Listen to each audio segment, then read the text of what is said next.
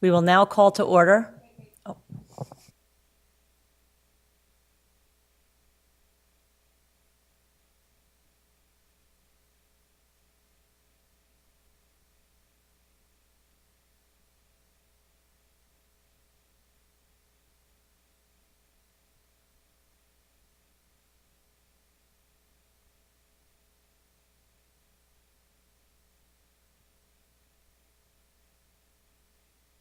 Good evening, everybody, and welcome to the regular meeting of the Planning Commission for Tuesday, March 14th, 2023.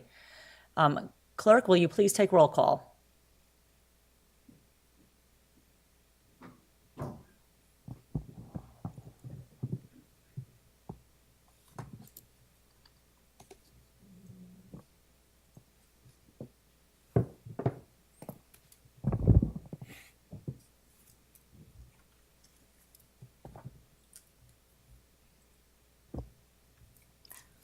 Cater Thompson, absent.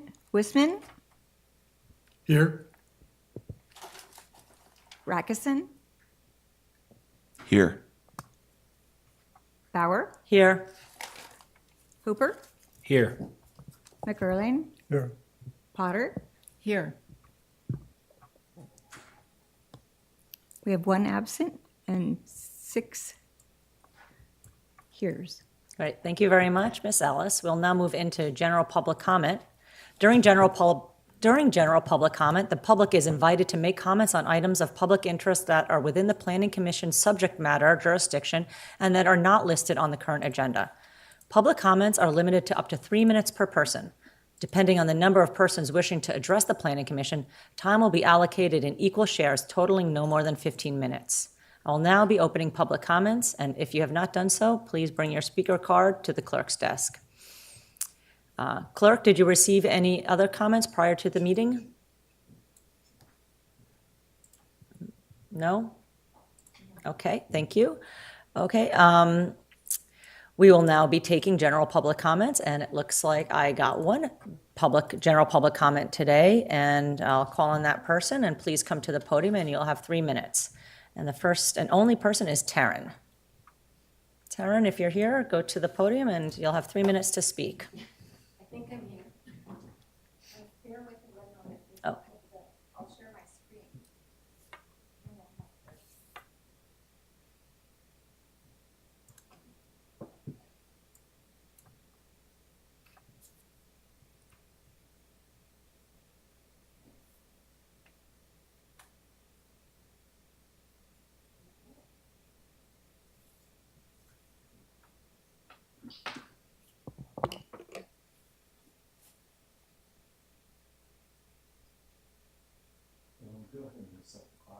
Yeah, I am right now.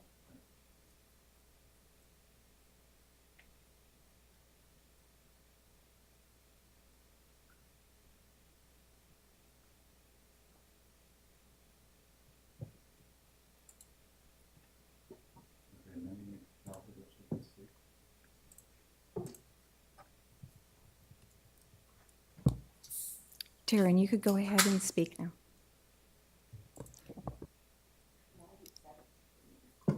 Thank you. I'd like to make a comment tonight about quality of discussion. I'd like to thank our planning commissioners who demonstrate above and beyond consideration, thoughtfulness, analysis of the issues that come before the Planning Commission. It's very appreciated. It's noticed. It's appreciated by many people that don't attend, that don't raise their hand, that are too shy to even write an email. But there's a lot of discussion in Petaluma recently, specifically with regards to how the bar has been raised for planning commissioners. And the planning commissioners of the past who really didn't provide the same level of thoughtfulness, consideration towards keeping our city safe and preserving our quality of life. I never heard that kind of comments about them. This is like a new generation, and we really thank you. So what I want to mention tonight is not about the housing element, which I realize is on the agenda tonight, but it is about the recent development where the Johnsons have sued our city because we're not in compliance with our housing RENA, whatever, with Sacramento. Somehow we're not in compliance. We missed a deadline.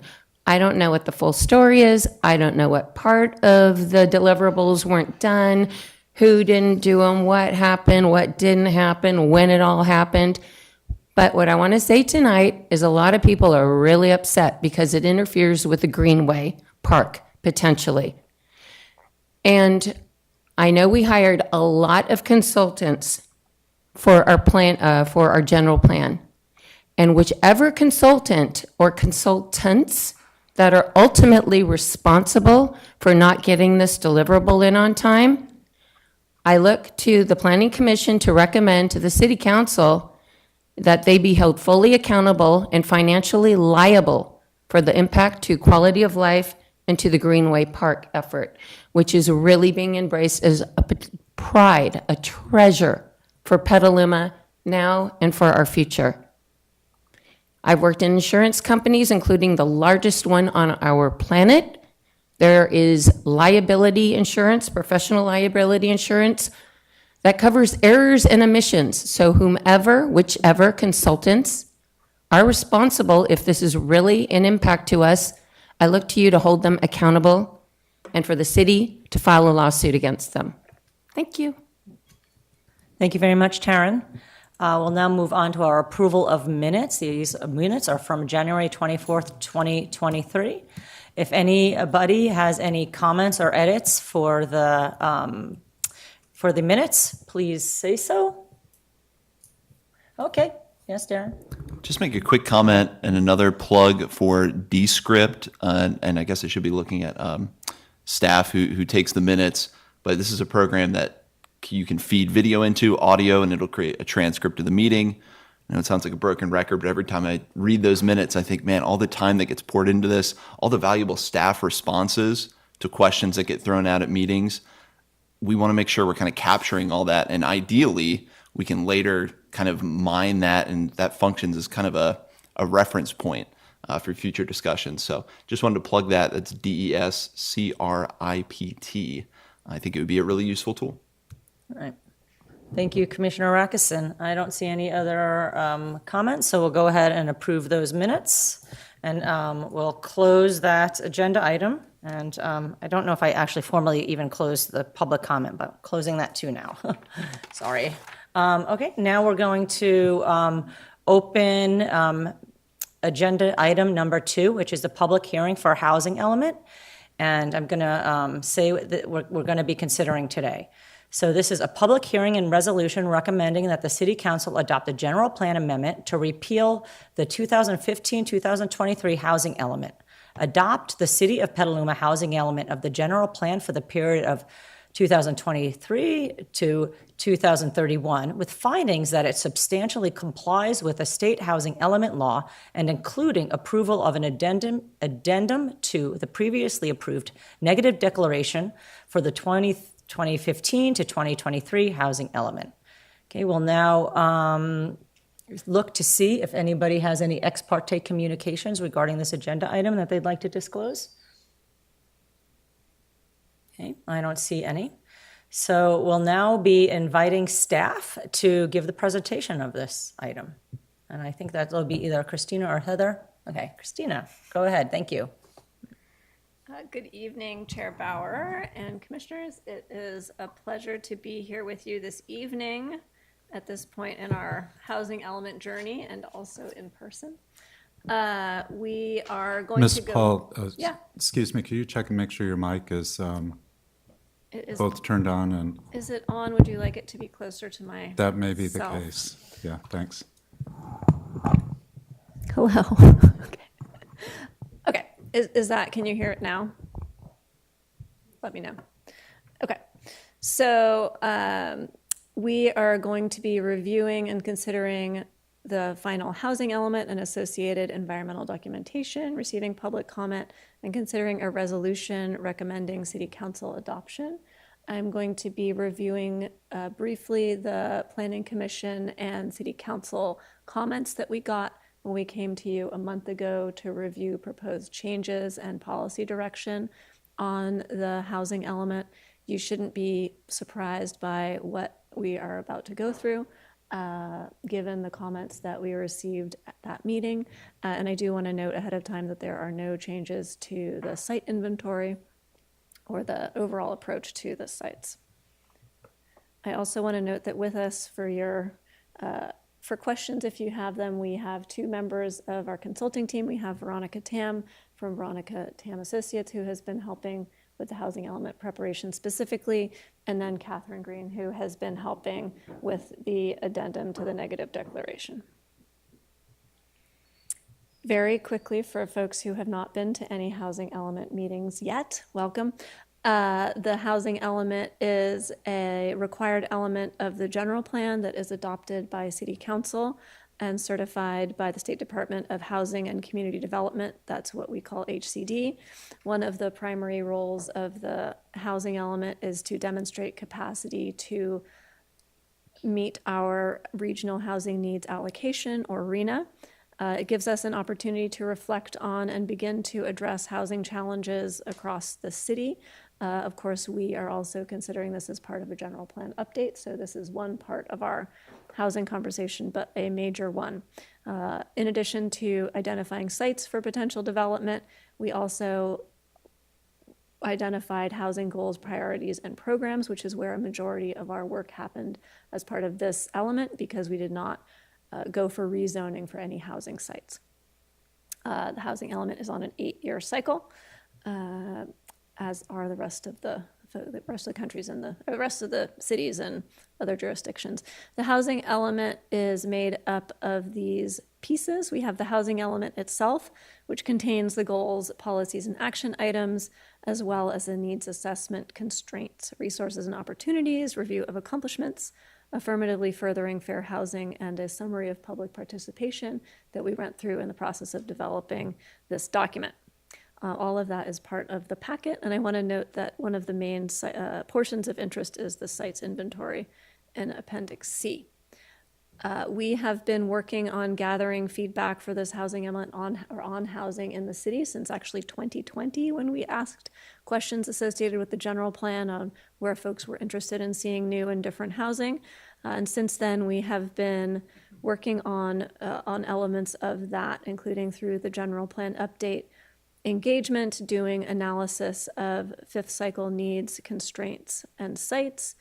We produced an administrative draft housing element in the summer of last year and reviewed that with the Planning Commission.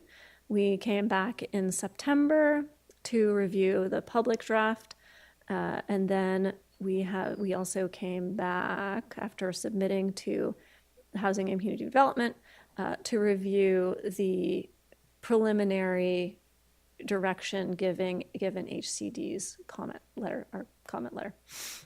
So far, since we have gotten the comment letter, we came and talked about what direction the city should take. We did that with Planning Commission, General Plan Advisory Committee, and City Council, and now we are here to request Planning Commission's recommendation on the council's direction for this final draft. We are anticipating that the council will consider this item next Monday. We are on a fairly tight time frame, wanting to get a housing element that is in substantial compliance with the state regulations. After that, we will send it to HCD for their 60-day review. Talking about the changes that you will have seen since the last draft, again, there have been no changes to the site inventory. All of the sites that we have in our site inventory are currently zoned for housing. We haven't increased any densities or changed any zoning in any way. HCD required that we reduce the annual accessory dwelling unit production estimate from 18 to 16. That's because they wanted us to include another year. That would be 2018, when I think there were only 5 ADUs permitted. So that brought down our overall average. So that would be the only change that you would see in our projected housing production estimates in the housing element.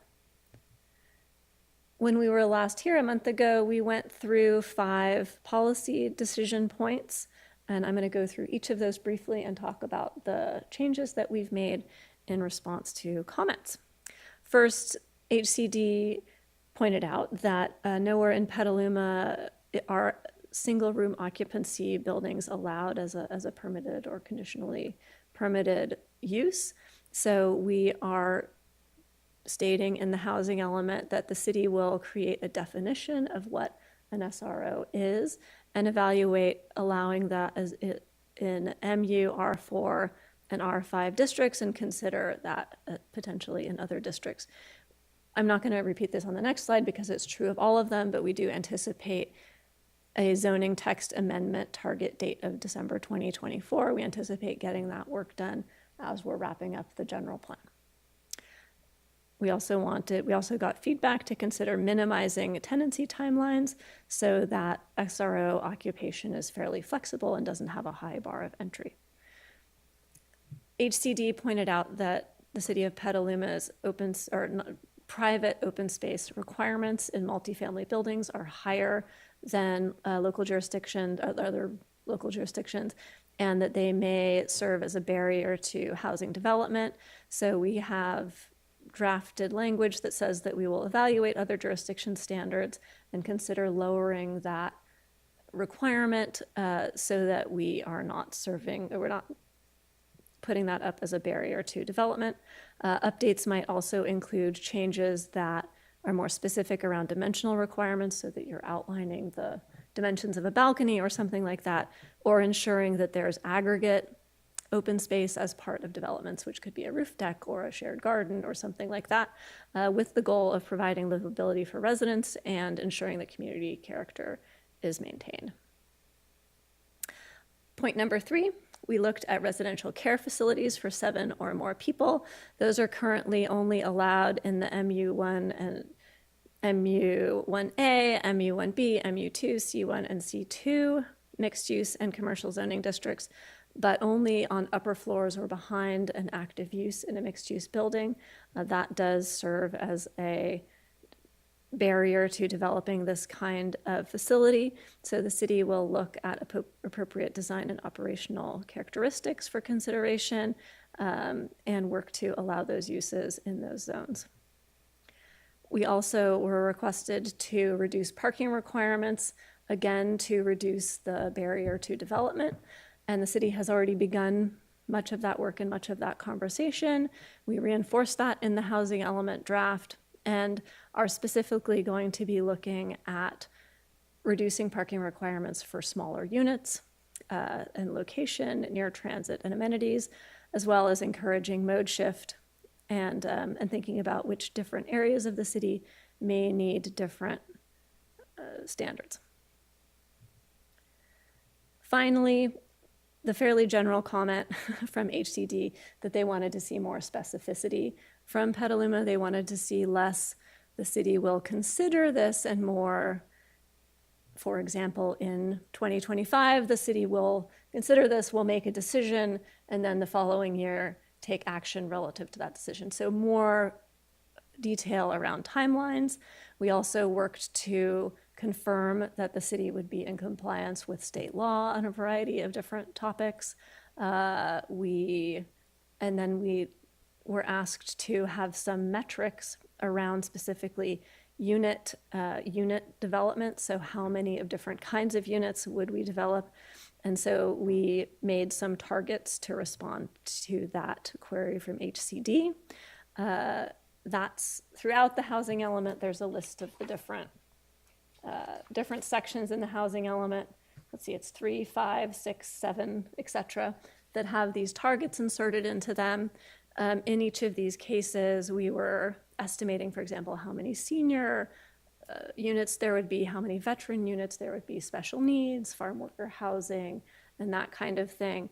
And the consulting team, in working with city staff, came up with estimates that we think that represent a moderate level of demand, and also development types that we generally see. So there are quite a few estimates that are around 50 units, which is reflective of that sort of funding sweet spot of around 50 units for an affordable housing development.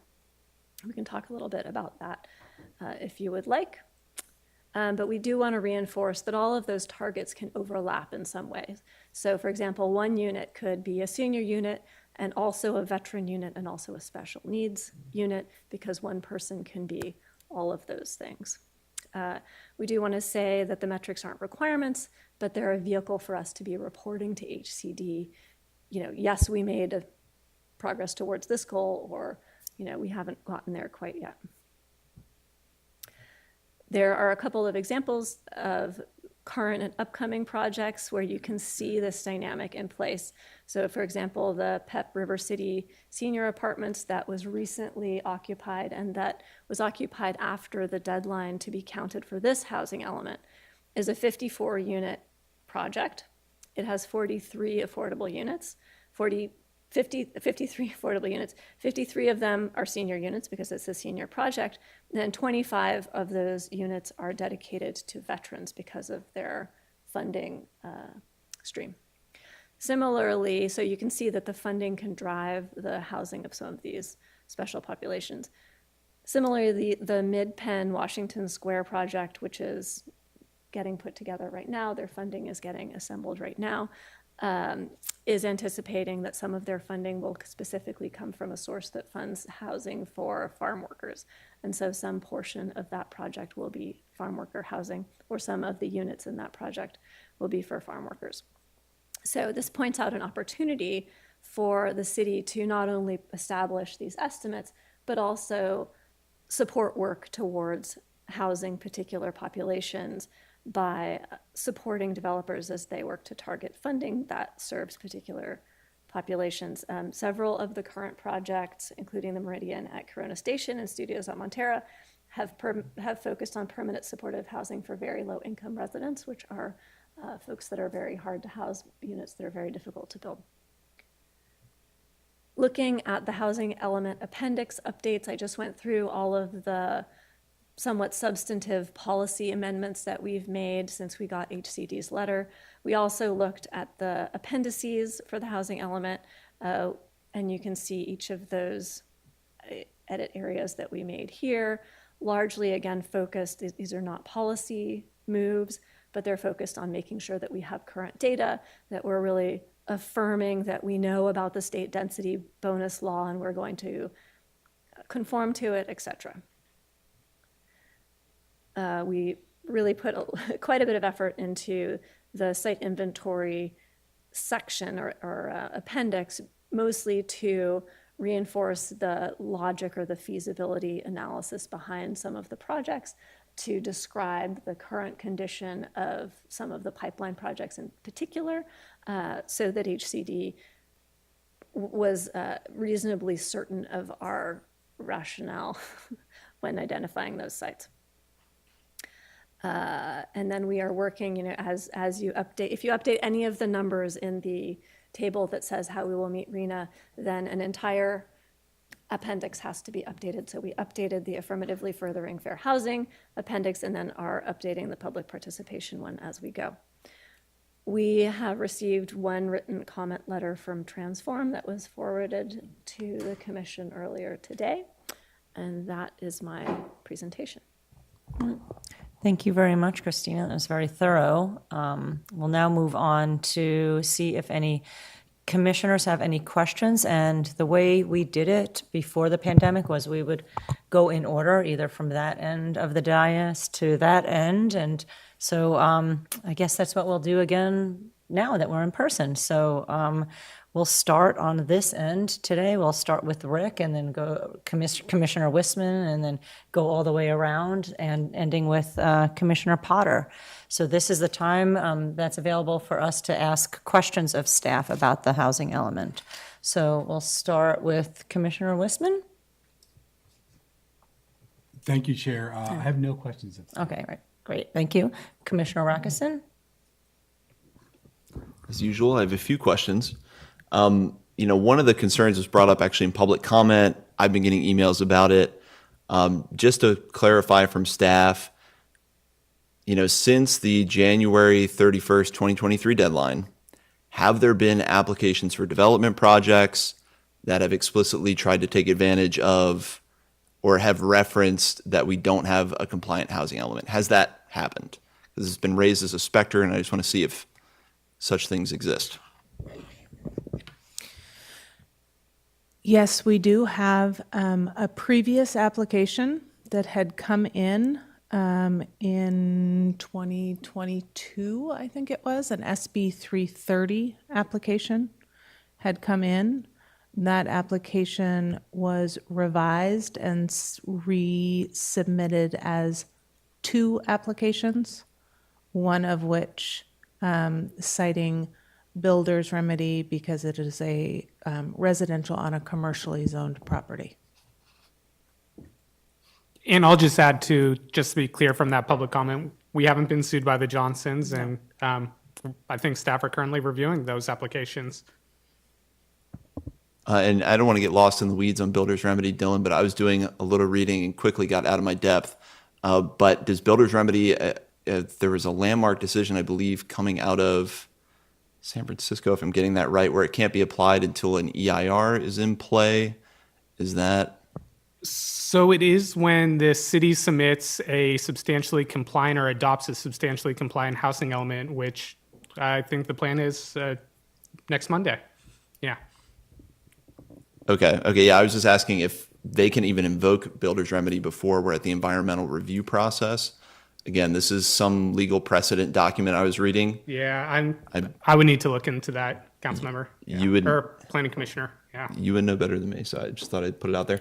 And then, given HCD's feedback about using more substantive language, I appreciated seeing in there about the annual report. There are certain items in Appendix E about different programs like targeting 40% of affordable and high resource areas, Program 25, targeting 20% of new rental units, 3 or more bedrooms. What proposed actions are required to keep us in compliance? I mean, what goals that we've laid out that we're relaying in our reports would put us in danger of coming out of compliance with a housing element? If we don't meet 40% affordable and high resource areas, because that's a tough one. Is it just land use changes? Is it inventory numbers? What triggers that? Well, I think in general, a lot of your census tracts are higher resource anyway, but these are good faith efforts, and I think the important things is that you demonstrate good faith, and particularly, for example, like 20% of your units for larger units, then you may want to, as you implement your housing element, think about incentives or some policy requirements that there's a mix of housing unit types or size when it's a larger project, particularly when you're redeveloping, for example, a shopping center with a lot of units in it. You do want to have a variety of types and sizes. And so that would be one of the ways that you can help achieve the 20%. But these are primarily good faith efforts that you are committed to doing. So to add to that, this is part of the general plan, which is our overarching strategy for much of the development in the city, and it gives us direction for policy development. So the housing element itself does not change the zoning code, for example. That's why in a few of those examples, we're saying that we're planning on doing that in 2024. So some of that work would happen as part of those updates, the fee structures as well. I will just add also that we have work very closely with affordable housing providers in our area. And a lot of that is also working with them to target what does Petaluma need? So looking at that, and we have those conversations. Additionally, it's what are the funding availability that's out there? So it might be that there's a round where there's funding for, large family units, which are, 3 bedrooms and above. And so a lot of times that's how we get those specific types or specific targets, like the veterans housing or the farm worker housing that MidPen is targeting some funding sources that is specifically for farm worker housing. And so those ways of, those partnerships are also ways we can do that. Yeah, no, and I like a lot of the goals laid out, and it did strike me that a lot of this work wouldn't necessarily show up necessarily in a written document form. So as HCD, it sounds like it's a relatively subjective measure. If they think you're using good faith when they read your annual report, you'll likely stay in majority compliance. Okay. And then the other question, just burden-wise for staff, I noticed a lot of programs timing kind of 2023. Some had to be revised from Jan 23 to July. Some reference 2022, like the Water Master Plan. We just had a meeting last night, a late meeting with City Council about top priorities. And there's a lot, people want to expedite different priorities. So, those timelines, do we feel pretty confident in that given those workloads for some of the things we're putting forth? Yeah, it is. I think it's a balance. This is a huge priority in our community. We have a acute housing crisis. And so we want to kind of toe that line between being aggressive and putting out aggressive targets and also being safe so we meet our targets. There's a balance there. So we definitely had good conversations about the deadlines. A number of them, like a lot of the zoning you'll see, are all December 2024. And that's because we're anticipating a comprehensive zoning code update on the heels of adopting the general plan. So that it feels like a lot of work if we were to start doing them one at a time, but because we're doing that comprehensive update, those will kind of all get worked into that. And then a natural piece of the general plan also is like the fees. Re-looking at the fees, we'll have new infrastructure priorities coming out of the general plan. And so it will be a perfect time for us to re-look at our impact fees. So some of those play directly into that. So it's kind of late 2024 heavy, but that's the reasoning behind that. Okay, we're going to have these big source documents all coming together at that time. And in that vein, my second to last question on objective design standards, I see the goal moved to July 2023. That's been a big point for folks on this committee and the public. Do you know when we might see a draft of those given that timeline? We are really working right now internally to all the things we've got going and deadlines. So I don't want to give a deadline and not be able to, but we have a working draft. One of the things that the little bit of additional time with that has actually helped, because as we're working on different things, like most recently when we're talking about TDM and the aspects of the TDM, why don't we put that into the objective design standards? So I actually think there's been some benefit for us to have it sit a little bit, because we're working on so much that more and more keeps getting kind of added to those objective design standards. But I would expect soon. We also want to go, we started that effort with some outreach. And so we want to do some outreach before we're here, back before the commission as well, with some of our local architects, housing providers, that kind of stuff, to make sure we're getting good feedback.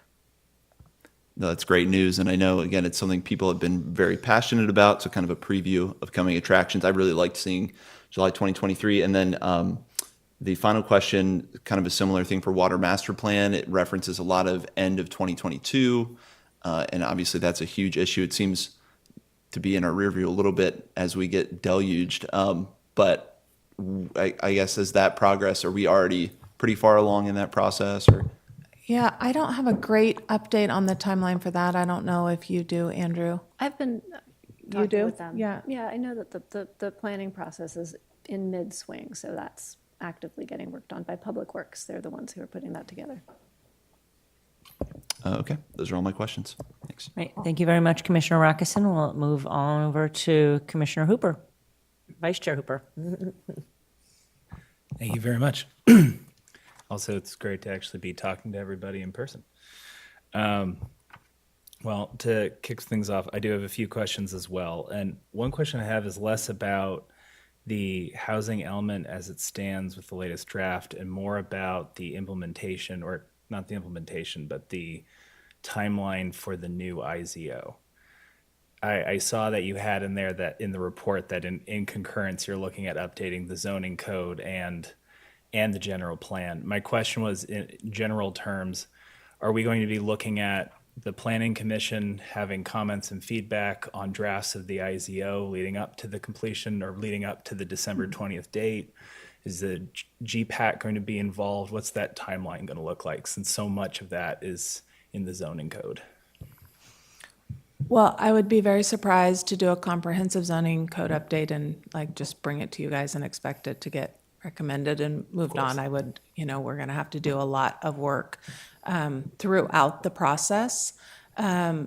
Currently, what we've been thinking about is that process starting once we have some land use alternatives in play, and we're waiting on the land use alternatives for the flooding and sea level rise mapping. So it's kind of waiting on one thing to get to the next step and then the next step. But in talking with Ramey and Associates, that was kind of, because what we didn't want to have happen is essentially what did happen with the IZO. Right. That it was the interim zoning ordinance and then just never got the comprehensive update it needed. So I would assume that once we have some land use alternatives and that kind of are starting to look at that, we will start working on the zoning code update, or at least having them kind of start piecing it together. So I don't think I have a perfect answer completely fleshed out yet on that process, but I would imagine a lot of iteration and discussion.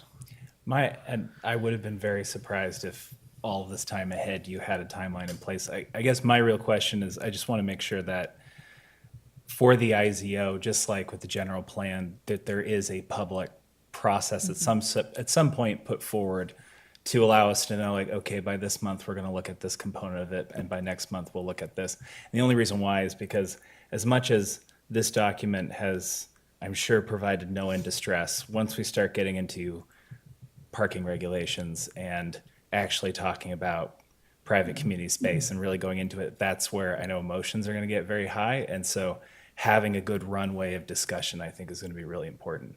So I'm just happy to know that there's going to be a clear process laid out at some point. Thank you. And then pivoting from that, I was looking at comments that were made about SROs and private open spaces, as well as parking minimums. For those in particular, I think that's where I've gotten the most emails. I'm sure others have as well, about what that's going to look like, and fully understanding that this in many ways is just a placeholder or a statement of, we will do this at this time. Will there be special attention given to those topics when we start to move into the zoning process? Well, I think there needs to be, given the feedback we've received. I mean, especially the private open space, one of the biggest, that was probably the one that had the most kind of emotion or connection. And how do you do that while still maintaining, livability and community character and all that? So we're going to need to have some good conversation about that. We're also hopeful that, when you do a comprehensive update, hopefully who you're working with has examples from different jurisdictions, so we can kind of start bringing the best of different jurisdictions together and then tailoring it to be Petaluma specific. Will the comprehensive update also have its own consultant attached to it? At the moment, we were looking at working with Ramey because of the seamlessness of that. Okay, great. So at some point, they're going to be able to lay out that whole process to the public as well. Yeah, Okay. we'll be getting a scope and looking at that and making sure we work in plenty of community engagement with it as well. Thank you. If I can add also, I just want to note that as we go through the general plan process, a lot of these topics will be coming up before we dive into the IZO. So we're going to be bringing up the topics of land use, of community character, of natural spaces, of, ecosystem restoration and water and all of these kinds of things. So we'll be starting those conversations and beginning that community dialogue before we get to the point of doing the IZO and getting into those fine details. So we'll have a fair amount of background input by that time. Oh, good. Okay. No, that makes sense. And then pivoting a little bit from the IZO, I have a special fixation on the IZO just given how much happened the last time around. So I'm just glad to know that it will be a comprehensive overhaul this time. I saw and you flagged it in the report, the change in unit goals for both non-residential conversion to 40 and then the drop down for multifamily from 100 to 80. I just wanted to know what was the basis for those reductions? Did it have to do more with comments you received, or did it have to do with a change in metrics going into it? I think, Veronica, can you speak to that? It's a combination of both. Definitely, one, if we have to be conservative to some extent so that we can make sure that we can meet the goals with good faith effort. So when I looked at the goals again, just like Christina mentioned before, a typical affordable housing project is about 50 units. And so in places where I had 200, then I looked at it and said, maybe if we can do 2 projects over 8 years, that's a pretty good achievement. So that's 100. Particularly, I think the part that I lowered a lot more is the office conversion. I'm doing similar kind of calculation for the city of Mill Valley, and then we were looking at the type of space that could be converted, and I looked at it. It's usually more feasible when the second floor has at least 3,000 square feet or so, and so that usually that makes it possible for about 2 or 3 units of conversion. And so I looked at that and say, okay, maybe for Petaluma, having the number that I originally had means a lot of projects over 8 years, and that may be too aggressive. So that's why I cut it down.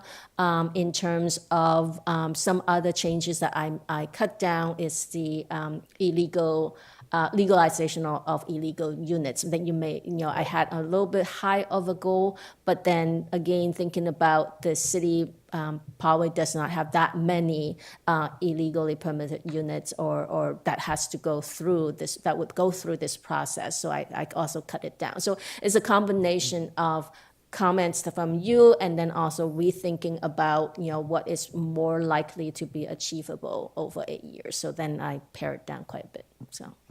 That makes sense. It's hard to hear that these are the more realistic goals we can hit, but I completely understand. Pivoting away from the reduction in metrics, I did see that in Program 4, you modified the requirement, or I guess the goal for minimum density for multifamily and mixed use. You modified the language to push for establishing, which got me excited because I like minimum standards for things like density. I was just curious to know, what does a minimum standard look like? Okay, I have to, let me So look at my. we actually, in our multifamily zones currently, we do have minimum standards. So that's like when you have, I think it's 8 to 18 units per acre. So that's saying you have to do at least 8. And so we do have those for the multifamily zones. We don't have those for our mixed use zones. So they're up to 30 units per acre, but there's no minimum. Gotcha. Similar in the smart code area, there is unlimited density, but there's no minimum. So technically you might be able to have, Yeah. a fourplex when really you could potentially have, I don't know, whatever. So, and I think the reason we might also, as part of when we're looking at the general plan, really be looking at what are the appropriate minimum densities, and are there certain districts where we want to raise that threshold, or have some kind of, unless there's extenuating circumstances, raise that. Because one of the things we have seen is our, R4 and R5 zoning districts having very kind of low density suburban typology, and technically they're meeting the low density threat, the lower minimum density, but is it really high enough? Are we getting the development we want on land that is short supply. So, Oh, thank you for putting this in, because the number of projects we've seen where it's stated as mixed use and there's not a thing we could do to try and get them to do more. I'm glad we're going this route, especially for the R4 and R5 zoning. And then looking at, and I promise I'm almost done.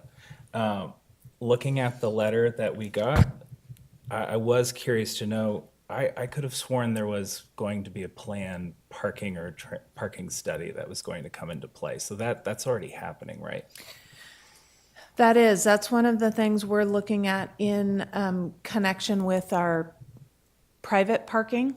Okay. So we are looking at that. There was something else in here, and we are planning to require unbundled parking. And one of the things in here is encourage development to subsidize transit passes. In the next budget, we are looking to make Petaluma Transit free for everybody. So, there's some of the things that we're kind of already doing that the transform letter talks about. So they're great concepts, Yeah. and we're working on them currently. Oh, that's fantastic news. Thank you. And then my last question, this just goes back to the parking discussion. I know we will have timelines for the implementing zoning ordinance, and I understand that the general plan process is going to bring up a lot of the meat and potatoes of the actual policy. Will there be more public workshops on it? And I only ask that because I know I get enough comments from people who want to know when they can make their comments about what they want from parking.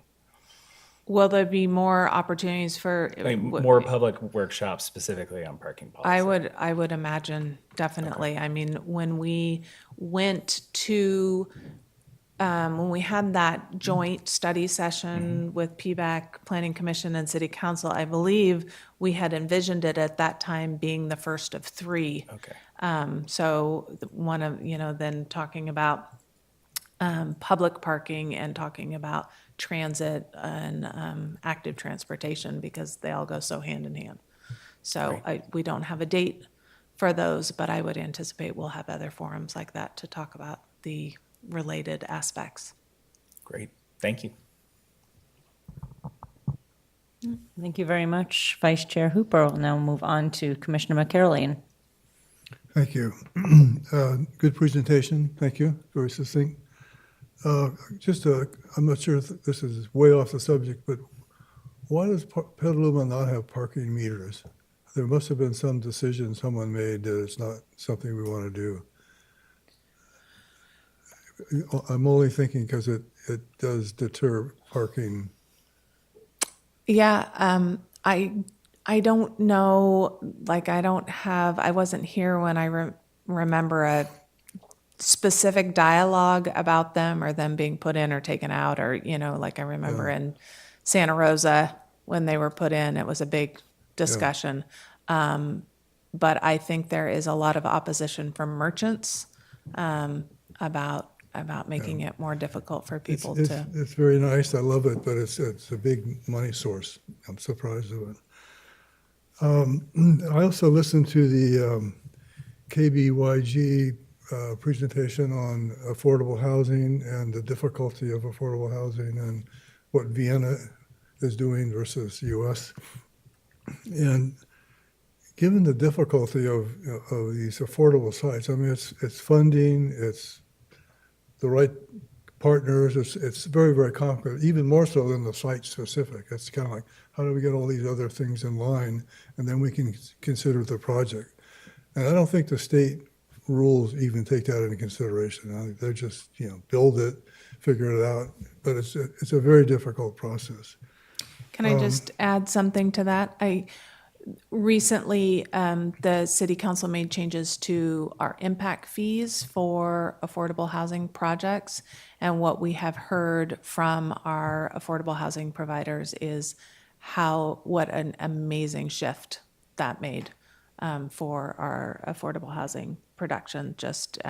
It's reduced by millions of dollars the cost of Affordability, yeah. So Wow. that was, yes, getting everything in line and getting all of our, our processes and regulations and everything in line so it's easy. And we're, so many of the programs in here are seeking to do that. But I just wanted to kind of Great. point out a small victory we had with that last year, that we've talked with MidPen, we've talked with Burbank, we've talked with Danco, and all of them have just really said has made such a difference. So. Great. The other thing I realized watching that presentation is that these affordable projects have a force of their own or a life of their own. They have requirements that they have to, and none of those necessarily ensure a great-looking project or an attractive project. So somehow I like to build into our philosophy that one of the goals is that we should still aspire to make each project a positive addition to the quality of the city. And that's a little nebulous because it involves architecture, it involves landscape, it involves site plan. But somehow I think that I don't want to lose, because I'm concerned, I've mentioned this before, the ministerial approvals, that means that we may not be involved, or so it's staff requirement, and so make sure that there's enough attention spent to making it a good-looking project in addition to our city. Many of the projects I've seen recently built apartments are not, to me, a great addition to the city. They're pretty forceful and not necessarily attentive to all the edges and how it fits.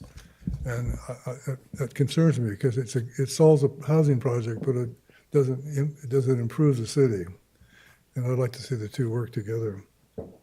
The other thing, I somehow remember in the discussion that 50 units per acre, or 50 units was a minimum, not a target, but a minimum. I think it was your presentation.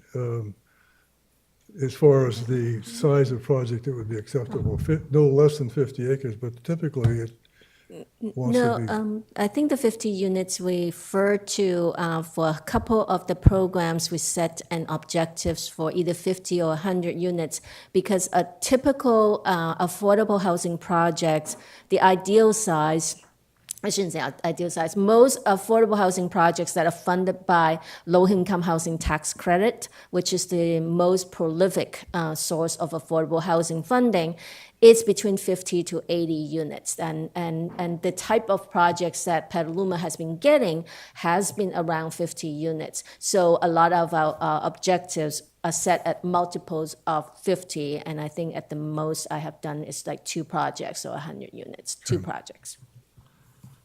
Okay, and the other question, it seems like when you talk about densities at 18 units per acre, that's a garden apartment, a surface parking garden apartment. You go to 30 units per acre, you start getting different structures and different tuck-under parking.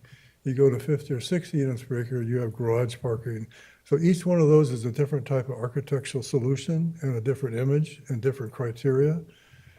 So it almost seems like the density, we ought to approach those density plateaus in terms of building type plateaus and build our standards to reflect those. Because the standards for 20 units per acre are entirely different than 50 in terms of site design, setbacks, and so on. So maybe all this is obvious, but and the last, there's a question that I'm not even sure relates to this, but the fairground site is owned by the city, as I understand it. And the question is, given, that's pretty valuable land, is there a way the city can participate in achieving housing by selling that land at a price that someone can afford to buy it and develop it, or to use it as part of a partnership in building a project on that land? But it seems like it's an economic resource the city has that could help this housing issue. There will be visioning around the fairgrounds. The recent process that happened with Healthy Democracy and community engagement around the fairgrounds, kind of informing the current effort to reclaim management of the fairgrounds. And then there will be some visioning over the next several years. That was one of the priorities discussed by the council last night as one of their top 10. A number of the council members during that process indicated not wanting to break it apart to sell off pieces. So I don't have the answer on what exactly that's going to look like, but definitely acknowledging that that it is a community resource for the It fairgrounds. just seemed like a resource that, it's like a redevelopment resource. I mean, it's cheap. You can use the value of it to achieve something the city wants. And that's a great location for housing. I think it's been talked about quite a bit. So somehow it seems like the city could lead as opposed to waiting for a developer to show up and say, I'll do all the funding I found, here's the site. City could say, here's the site, we can participate and make it more attractive. Question. That's my comments. Thank you very much, Commissioner McCarroll. Commissioner Potter? Thank you, Chair Bauer.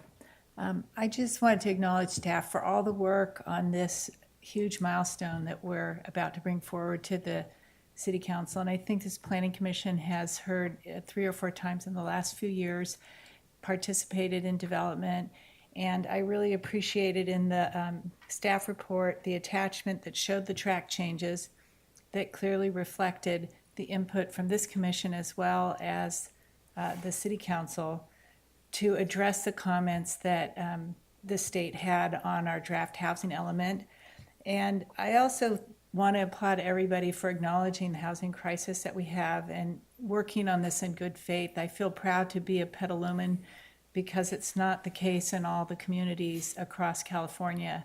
And we continue to learn and make it easier to build housing. All of us have seen on this commission projects that were thwarted in one way or another that could have provided housing and affordable housing. And so it is my hope that with these revisions, which really nicely incorporate and balance the interests of the various stakeholders, that we will begin to remove some of those barriers and reach the goals that we've set for this community. So I just want to thank everybody for their participation and efforts on it. I know it's a big deal. Great. Thank you very much, Commissioner Potter. And I only have one question on the element, and that's the area around the farm workers, the specific housing for the farm workers. I'm just wondering where that came from because, I know that farm workers are underpaid, as are a lot of our service people in our town. And I'm just wondering why are we focused on farm workers, and not say restaurant workers or laborers or there's a lot of other professions that could use affordable housing as well. I think your housing element does have that type of focus too when you talk about missing middle housing and housing for employees. But farm worker housing is state law that we have to address it in the housing element, regardless, unless you have absolutely no farming in your region. But you are located in a region that has farming activities, and so therefore you're obligated to address that in your housing element, or as being part of the regional solution. Okay, great. Yeah, I just was wondering why that was a focus in there. Okay, that's all the questions I have. Thank you very much, commissioners, for your very well thought out and thorough questions and comments. So we'll now move on to opening the public hearing. And this is the time where we'll allow public comments. So if there is anybody in the public that would like to address the commission, I ask that you give your comment card, please, to the clerk. That's okay, Mr. Weeks. You can give a comment, but then you have to fill out a comment card after the fact and give it to the clerk. Is that okay? That's totally fine. It's been a few minutes since For all of us, we've all yes. been in a public setting. For all of us. Okay. I Well, will certainly do that. thank you. Ms. Ellis, will you want to start the clock for a minute? Thank you. Okay. When you're ready, Mr. Weeks. Okay. Well, hello, everyone. Mr. Weeks, one moment, please.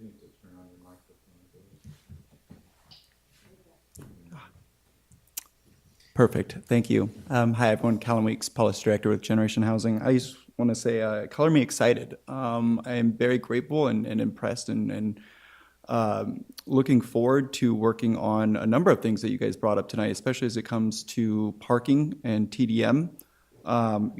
If you guys choose to bring forward the conversation of parking meters, you could expect quite a few more people than just myself in this room that will have your backs 100%. It is incredibly important as we move forward in terms of our climate planning and trying to reduce overall traffic flow and obviously increase the different types of transportation modalities that we have available to us. So, and I'm sure I speak for, Greenbelt Alliance, Transform, and all of them when I say that we will be here and we will certainly be here to amplify your voice. So very, very excited to hear that. And then some of the other things I just want to provide brief comments about. We strongly support the city committing to reducing parking requirements generally, as I noted, but I'm really happy to see that you guys are looking at smaller units in particular and the micro unit studios and 1 bedrooms. Again, very important for reducing BMT. I also almost forgot to mention I was incredibly excited, and I'm curious to see how you guys managed to move forward with your plan to make the Petaluma bus or Petaluma Transit free. That is very interesting, and I'd be very curious to engage with staff at some point in the near future to discuss that further, because that is an exciting prospect. And then I just want to say we also really are in strong support of single-room occupancy units. There used to be quite a few of those in Sonoma County, but then after a certain point, they kind of just stopped being created, and they are an integral part in terms of the diversity and the affordability of housing typologies that we don't have available in our community. So we're in strong support of that, and really look forward to creating opportunities in single-family neighborhoods for people to also kind of integrate, with everyone else. And finally, I'd just like to say that I know the reducing private open space is certainly going to be controversial to some extent, but centralizing and creating shared spaces is going to be really, I think, important to all of our projects. And I know that's been, something that you folks have mentioned in the past, and certainly we agree, including those in our development projects is integral to community health and to really creating a thriving and integrated community. And so it's just, great generally, I think, for resilience. And I know I'm not speaking anything new that you haven't thought about. So with that, I really just wanted to come tonight and just thank you all for this, for all your hard work. It's been a heavy lift, complete with a fair share of hurdles, and I do appreciate you guys hanging in there. I think I speak for the consultants when I say we're really happy this is coming to a conclusion soon. It's been a lot of work statewide. So again, thank you so much, and I look forward to executing this plan with you. Great, thanks very much, and do remember, please, to fill out a public comment card. Thank you. Okay, now we'll be closing public comment, and now we'll be moving into our commission consideration. And since we've already seen this item before, and because we've already asked our questions, if any of the commissioners have any comments at this point, we could do that. Otherwise, I'll be looking for a motion to recommend that the city council adopt the general plan amendment tonight. Yes, Commissioner Rackison? Just one more question, and actually, Mr. Weeks reminded me. Program 7, I noticed the edits to open space requirements. Most specifically, I think it kind of downshifted from revising to kind of examining regional trends. Do you think we should put in there, I really like the language in the slide about communal space, about transitioning to communal space, emphasizing some of those techniques to make sure that in the aggregate there's enough open space on a project. Is that worth putting in writing? Does that really come kind of down the track when we start looking at changing code? Yeah, so some of that downshifting came from council comments. They were really concerned with wanting to make sure that livability was maintained and community character was maintained. And so the discussion in that meeting was that as we move forward with the objective design standards that we've been talking about, that we could reflect on that with more depth, and that we could potentially put some of that language in the housing element, but really all of that detail is going to come out as part of that zoning update or the objective design standards work. I loved seeing that in there. I was a big support of that, so thank you. Great, thank you very much, Commissioner Rackison. With that, Vice Chair Hooper. I also had one. Okay. I'm sorry. Please. There's just one clarifying comment. When I looked at the modifications that were made to talk about parking shifting away from the 1.5 minimum to a unit size minimum, will that in any way restrict us when we actually have the full conversation about what we want to do with parking? So if we decide we want area-specific plans or unbundled parking in a certain area, or no parking minimums in other places, we won't run into any roadblocks because of the language, correct?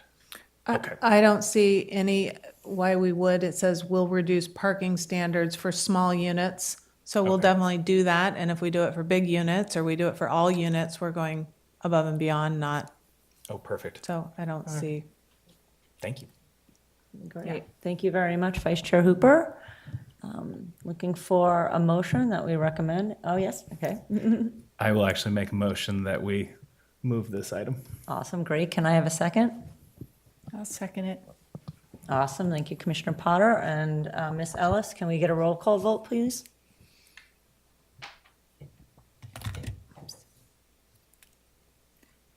Yes, Cater Thompson? Absent. Westman? Yes. Rackerson? Yes. Bauer? Yes. Hooper? Yes. McGurlane? Yes. Potter? Aye. 6 yeses. Great, thank you very much. We'll go ahead and close this item. Thank you very much to everybody who participated and all of the hard work that you did in moving this forward. And we look forward to seeing what the City Council has to say. So, thank you.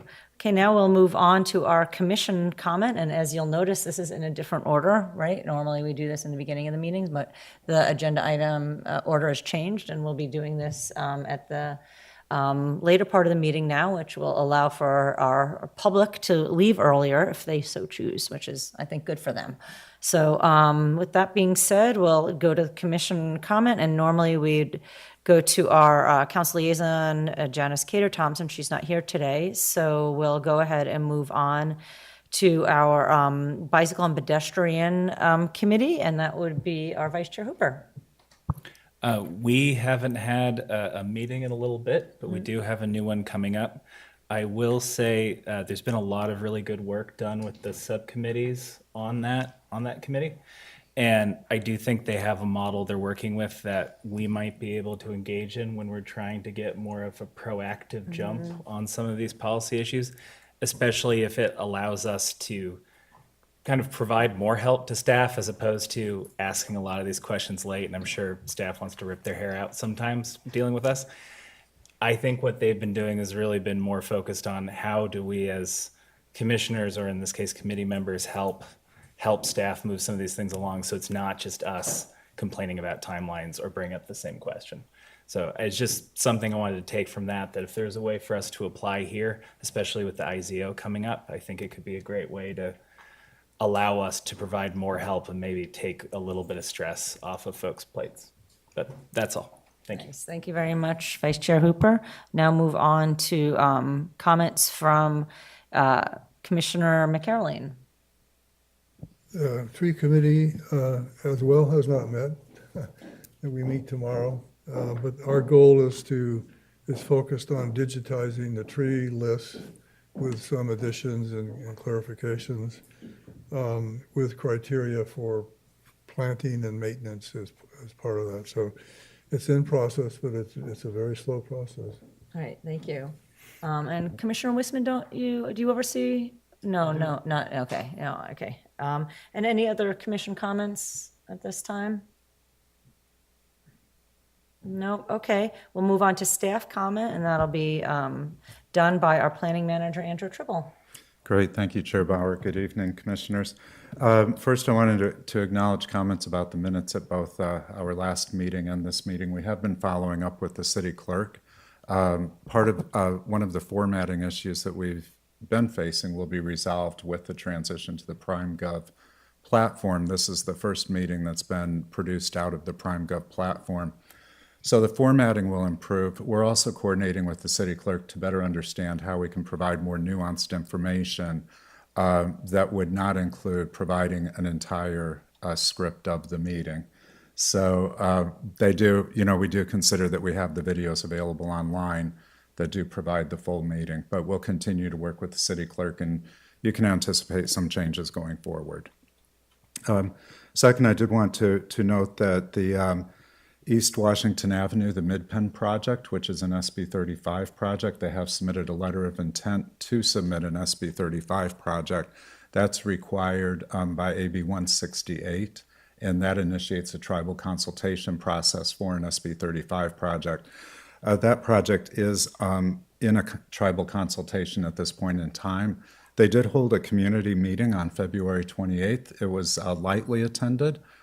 So they are planning at least one more community meeting in person and exploring opportunities to provide a virtual community meeting as well to hope to increase participation and receive feedback. I also want to let you know, in response to comments that were provided by the Commission during the Scanell project study session not so long ago, that the developer has organized a community meeting, a community workshop / charrette, and that's scheduled for March 21st. That will be held at the Marriott Courtyard at 6 p.m. I think invitations are being distributed by the end of this week. And I'll make sure that you receive email invitations to that event as well, because I'm sure that will be of interest. Let's see, next, of course, last evening, the council reviewed the top 10 priorities and received in-depth reports on each of those priorities from staff. So it was a long meeting, but a lot of good information was shared. It didn't result in a reordering of the priorities, but that wasn't the purpose of the meeting. It was really to workshop and check in on the status of those priorities. So if you missed that meeting, you may want to go back and check out that video. Also, going back to a bit of administrative housekeeping, the PrimeGov transition is rolling out. It's going fairly smoothly. I think you noticed this evening, Commissioner Potter pointed out that the agenda is not in its typical order and questioned if she had the right agenda.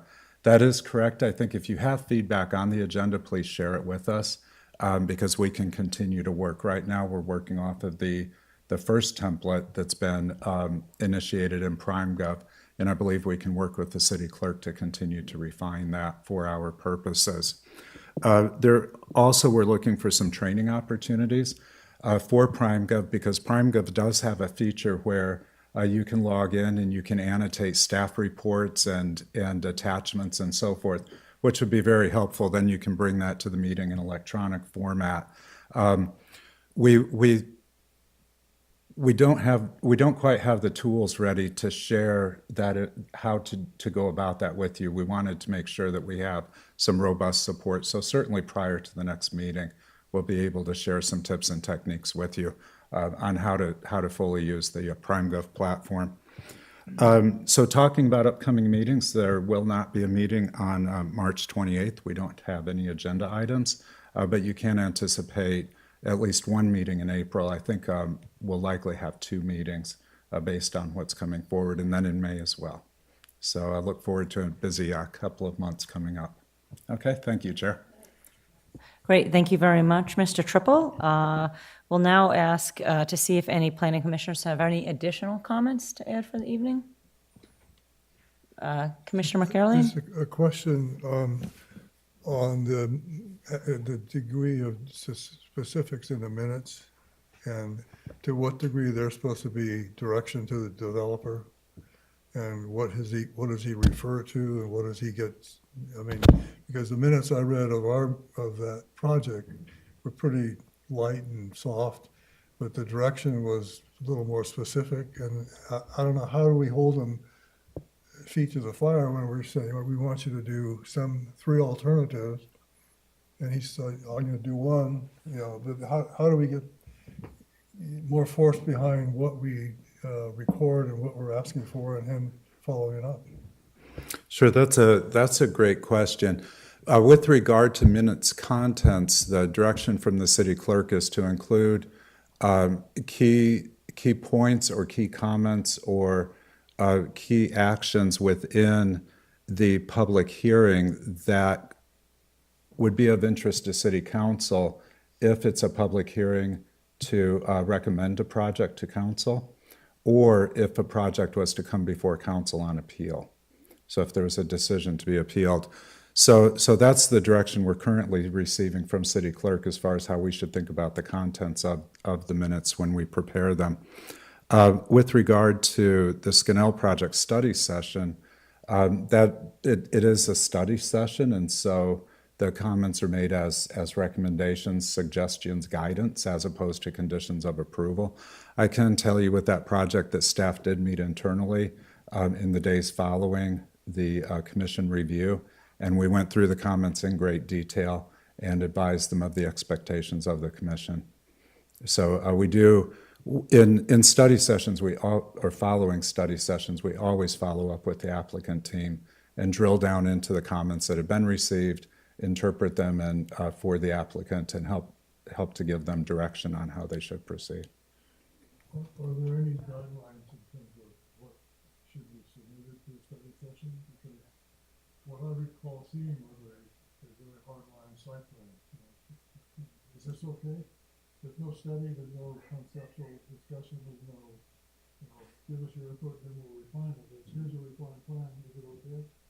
And somehow I think we need to give a better direction of what we would like to see as a study in a study session that is not hardline unit. So it's the big idea that we want them to follow that in their next submit, not just issue this submittal and do another submit. So I'm not sure if, do we have that well defined, what the study session approach should be? We don't, but this is a great way to start defining it. Certainly when you share with staff what you expect to see or what you want to see in a study session meeting item, we can start to build that into the review process and to share that with applicants.